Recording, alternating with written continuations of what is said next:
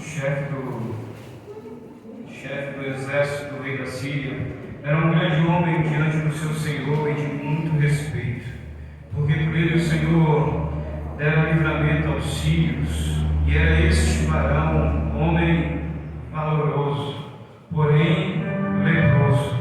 E saíram tropas da Síria e da terra de Israel, e levaram presa uma menina que ficou a serviço da mulher de Naamã. E disse esta a sua senhora: tomara que o meu senhor estivesse diante do profeta que está em Samaria, e ele o restauraria da sua lepra. Então entrou Naamã e o notificou ao seu senhor, dizendo: assim falou a menina que é da terra de Israel. Então disse o rei da Síria: vai, anda, e enviarei uma carta ao rei de Israel. E foi, e tomou na sua mão 10 talentos de prata, 6.000 ciclos de ouro e 10 mudas de vestes. E levou a carta ao rei de Israel, dizendo: logo em chegando a ti esta carta, saiba que eu te enviei Naamã, meu servo, para que o restaure da sua lepra. E sucedeu que, lendo o rei de Israel a carta, rasgou as suas vestes e disse: sou eu Deus para matar e para vivificar, para que este envie a mim, para que eu restaurar um homem da sua lepra? Pelo que deveras notai, peço-vos que e vejo que busca ocasião contra mim.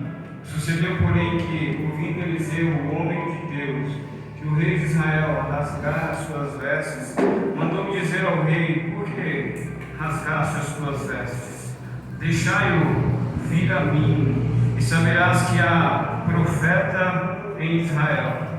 Veio, pois, Naamã com seus cavalos e com seu carro, e parou à porta da casa de Eliseu. Então Eliseu lhe mandou um mensageiro, dizendo: vai e lava-te 7 vezes no Jordão, e a tua carne te tornará e ficará purificada.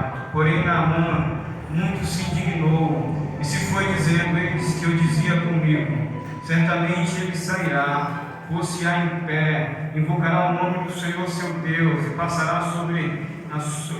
a sua mão sobre o lugar e restaurará o leproso. Não são porventuras Abana e Farpar, rios de Damasco, melhores do que todas as águas de Israel? Não poderia eu lavar neles e ficar purificado? E voltou-se e se foi com indignação. Então chegaram-se a ele seus servos e lhe falaram e disseram: meu pai, se o profeta te dissesse alguma grande coisa, porventura não farias? Quanto mais dizendo-te ele: lava-te e ficarás purificado. Então desceu e mergulhou no Jordão 7 vezes, conforme a palavra do homem de Deus, e a sua carne tornou como a carne de um menino e ficou purificado. Pai, nós te louvamos e te exaltamos. Te agradecemos, meu Deus, a beleza da tua santidade, Senhor. Tu és, meu Deus, um Deus de poder. Eis aqui, Senhor, o teu povo, eis aqui, ó Pai, a tua igreja. Fala comigo nessa noite com todos quantos adentraram na tua casa. Que o teu Espírito, Senhor, tenha plena liberdade esta de agir no teu querer, assim como no teu efetuar. Por isso, Pai, uma coisa é certa: nós sabemos que a palavra que procede da tua boca não voltará para ti vazia, mas fará o que te apraz e prosperará naquilo para qual foi designado. Assim nós o louvamos em nome de Jesus. Queridos, nós vemos um texto da palavra de Deus, segundo o livro dos Reis, capítulo 5. Um texto bem conhecido de todos nós, certamente muito se ouve falar acerca disso. Mas eu gostaria de compartilhar com você que o Espírito de Deus ministrou ao meu coração. Nós vemos no capítulo 5 que a palavra de Deus vai começar no versículo 3. 1, dizendo que Naamã, chefe do exército do rei da Síria. Naamã, chefe do exército do rei da Síria. Naamã, um grande homem valoroso. Naamã tinha suas qualidades, a sua importância. Naamã, ele viveu dentro de uma geografia que até então o que se valia era sua performance. Isso porque ele era chefe do exército do rei da Síria, um grande homem diante do seu Senhor. Mas Naamã, dentro desse contexto em que a sua geografia, onde que o que mais se valia era o que ele fazia do que o que realmente ele era. Ele viveu dentro desse contexto em que o mais importante até então era o que ele fazia, era a farda que ele vestia. Isso porque todos que olhavam para ele iam ver a farda de Naamã. E ver a farda de Naamã, isso mostra que até então a geografia que ele está vivendo vai se valer mais do troféu da conquista, mais do troféu da conquista e das histórias.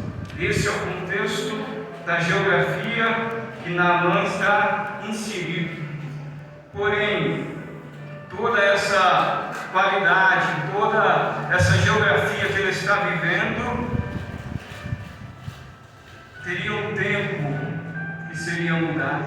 Ou seja, a mudança de geografia ia fazer ele viver. A mudança de geografia iria fazer Naamã viver. Ele teve que sair da sua terra, se deslocar para viver. E viver algo sobrenatural na sua vida. Porém, quando nós olhamos para esse contexto, muitas pessoas ainda vivem dentro de uma geografia de si mesmo, dentro de uma geografia em torno da autossuficiência de si mesmo, em que o que se importa é que se o que ela está fazendo está dando certo e a farda está diante dos olhos daqueles que veem. Porém, Naamã, ele era um grande homem aos olhos humanos, mas era pequeno diante das necessidades espirituais.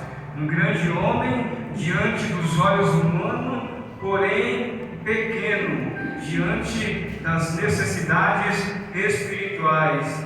E o que eu quero compartilhar com você nessa noite é a graça que humilha o orgulhoso. A graça, ela humilha o orgulhoso e exalta a fé obediente. A graça, ela vai humilhar o orgulhoso e vai exaltar a fé obediente. Naamã tem todo esse contexto, é um grande homem diante dos homens, ou seja, diante desse contexto em que ele está vivendo dentro da sua geografia, a palavra de Deus vai nos dizer que, versículo 2, que saíram tropas da Síria e da terra de Israel e levaram presa uma menina que ficou a serviço da mulher de Naamã. Ou seja, vai ficar uma menina que vai ficar à disposição da mulher de Naamã. Deus, ele vai usar meios simples para revelar a sua graça. Deus vai usar meios simples para revelar a sua graça, confrontando o orgulho humano. E aí sim, ele vai produzir verdades verdadeiras. A palavra de Deus vai nos dizer isso. Ele está dentro desse contexto em que ele se valia da sua geografia. Porém, enquanto ele está vivendo dentro da sua geografia, Deus vai desconstruir a geografia de Naamã para reconstruir. Isso é de suma importância, porque primeiro Deus vai desconstruir a geografia que ele estava inserido para reconstruir nele algo extraordinário, para reconstruir nele algo muito mais profundo, além muito mais do que uma cura na vida de Naamã. Ou seja, Deus vai desconstruir para reconstruir. E não se assuste, porque é assim que Deus faz. Ele vai muitas das vezes nos desconstruir de nós mesmos, para reconstruir em nós, ou para formar em nós o caráter de Cristo na nossa vida. Então muitas pessoas ainda vivem dentro da sua geografia, em que elas fazem, que o que se vale é o troféu, é a conquista, é o que as pessoas vão pensar. Ou seja, elas vivem dentro desse contexto em que agradar a todos, para ser inserido dentro de uma aceitação. Mas muitas das vezes Deus vem para começar a desconstruir tudo isso em nós mesmos, para reconstruir em nós algo sobrenatural. Naamã vai ser desconstruído da sua farda para viver uma geografia não dele, mas uma geografia agora de Deus na sua vida. Então, o versículo 1 vai nos dizer: ele é um grande homem, mas necessitava da graça de Deus. Naamã era poderoso, Naamã era honrado, Naamã era vencedor. Contudo, Naamã era leproso. Ele era honrado, ele era vencedor, ele era poderoso, contudo, ele era leproso. Ou seja, a posição, fama, sucesso não podem curar a lepra da alma. Posição, sucesso e fama não podem curar a lepra da alma. Isso porque nenhuma conquista humana substitui a graça de Deus. Nenhuma conquista humana substitui a graça de Deus. As pessoas podem ter sucesso, as pessoas podem ser honradas, a pessoa pode ser a mais conhecida no mundo, mas nada disso substitui a graça de Deus. Ela também precisa da graça, ela também precisa se arrepender, ela também precisa ir aos pés do Cordeiro, ela também precisa reconhecer que Jesus reina nos céus, na terra e debaixo da terra. Substitui a graça de Deus. Por mais honrado, por mais vitória, por mais recursos que uma pessoa possa ter, nada disso substitui a graça de Deus, porque nenhuma conquista, nenhum troféu é suficiente para curar a lepra da alma. Nada disso cura a doença da alma. Só existe um que cura, se chama Jesus Cristo de Nazaré. Ele cura, ele restaura, ele liberta, ele transforma, ele faz tudo novo. Só ele pode. O sangue dele purifica, o sangue dele perdoa, o sangue dele cura, o sangue dele transforma, o sangue dele restaura, o sangue dele perdoa. É o sangue dele sobre nós, é a graça dele sobre a nossa vida. Isso é extraordinário. Poderoso, honrado, vencedor, porém leproso, porque nada disso podia curar o que estava por debaixo da farda. Os homens olhavam para ele, é vencedor, é conquistador, mas por debaixo da farda havia uma lepra. E aí o versículo 2 vai nos dizer desta jovem.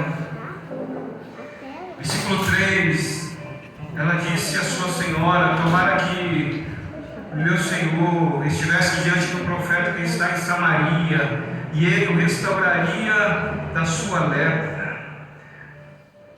Deus, ele usa instrumentos improváveis. Deus usa instrumentos improváveis.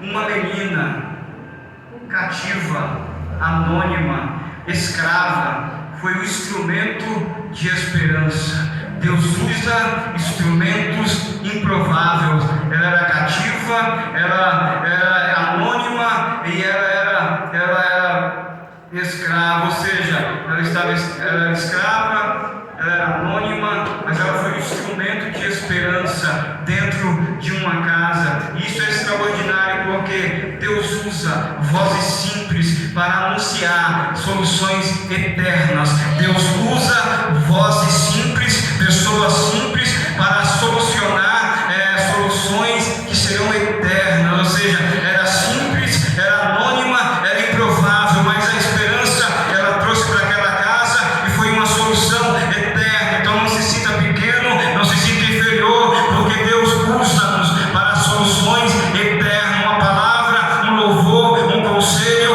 uma ministração. Deus pode marcar eternamente a vida de uma pessoa. Ela era escrava, ela era anônima, e ela foi um instrumento de esperança dentro de uma casa. Uma voz simples, mas que trouxe uma solução eterna na vida daquele homem. Ou seja, Deus ainda continua usando homens e mulheres simples para trazer soluções eternas na vida de pessoas, em lares, em casa, em família, em vida de jovens. Ou seja, Deus ainda continua fazendo através da nossa vida. Louvado seja o Senhor. Versículo 4 e 5 nos diz: então entrou Naamã e a notificou seu senhor, dizendo: assim falou a menina que era da terra de Israel. Então disse o rei da Síria: vai, anda e enviarei uma carta ao rei de Israel. E foi e tomou na sua mão 10 talentos de prata e 6.000 ciclos de ouro e 10 mudas de vestes. Ou seja, Naamã vai notificar ao rei, que era Jorão. O rei de Israel nesse período era Jorão, e notifica ele o que a menina falou. Ele vai enviar a carta, ou seja, porém a confiança estava nos recursos errados. Por quê? A confiança estava nos recursos errados. O rei manda a carta, o rei manda a prata, o rei manda ouro, o rei manda as vestes. Ou seja, ele mandou a carta, ele mandou o prata, ele mandou o ouro, ele mandou vestes, acreditando que a solução seria um pedido político e riquezas. Ele acreditou que a solução viria por um pedido político e por riquezas. Ou seja, o que ele fez foi uma confiança em recursos errados, porque ele enviou carta, ele enviou prata, ele enviou ouro, ele enviou vestes. Ele pensou que a solução viria de um acordo político e de riquezas. E com isso nós vemos que muitas pessoas tentam comprar o que só a graça pode fazer. Muitas pessoas tentam comprar o que só a graça pode fazer. Ou seja, muitas pessoas ainda hoje continuam assim, querendo comprar o que só a graça pode fazer. A salvação é só pela graça, milagres é só pela graça, a restauração de um casamento é graça de Deus, a restauração de uma família é graça de Deus, libertação, cura, milagres, transformações, maravilhas. Nada disso pode ser comprado com pedras, com prata, com ouro, com vestes. Isso é graça de Deus. Não se pode comprar com recursos humanos o que só a graça de Deus pode fazer. A transformação de uma vida, a libertação de uma vida, umas pessoas se arrependerem, se quebrantar, se derramar diante de Deus. O dinheiro não pode comprar isso, é a graça que alcança. Então o dinheiro não compra o que a graça pode fazer. Ou seja, também o que nós vemos só a graça pode nos levar a alguns lugares em que os recursos não podem. Isso por causa da unção, isso por causa do poder, isso por causa do Espírito. Ele conduz, ele faz. Porém o rei de Israel, o Jorão, ele vai confiar nos recursos, na carta, no ouro, na prata e nas vestes, um acordo político e riquezas. A cura para Naamã não viria por causa disso. A cura de Naamã não viria por causa do ouro. A cura dele não viria por causa da prata, nem muito menos por causa das vestes, e muito menos ainda por causa da carta do rei da Síria. A cura dele não viria, porque isso não podia resolver o que a graça iria fazer na vida de Naamã. Então não há recursos humanos que possam fazer o que só a graça faz, o que só Jesus realiza, o que só Jesus pode fazer na vida de um homem, de uma mulher, de uma casa e de uma família. Ou seja, isso não tem preço. O preço maior foi pago na cruz do Calvário, e é poderoso para nos inserir nessa nova aliança e desfrutar de todas quantas bênçãos Ele já estabeleceu sobre as nossas vidas. Louvado seja o Senhor. Ele vai mandar a carta, versículo 7.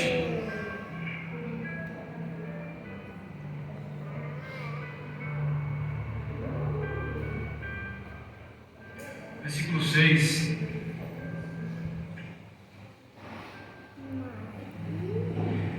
Versículo 6 nos diz assim: e levou a carta ao rei de Israel, dizendo: logo em chegando a ti esta carta, saiba que eu te enviei Naamã, meu servo, para que o restaure da sua lepra.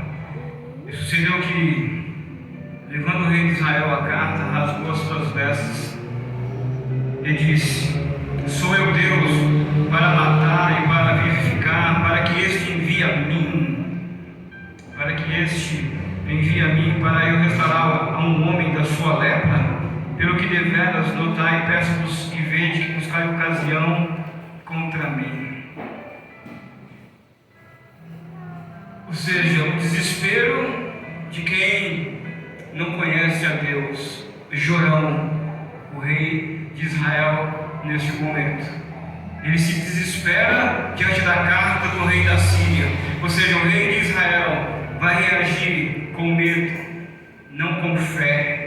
O rei de Israel vai reagir com medo e não com fé. Ou seja, isso nos mostra a ausência de intimidade com Deus. A ausência de intimidade com Deus.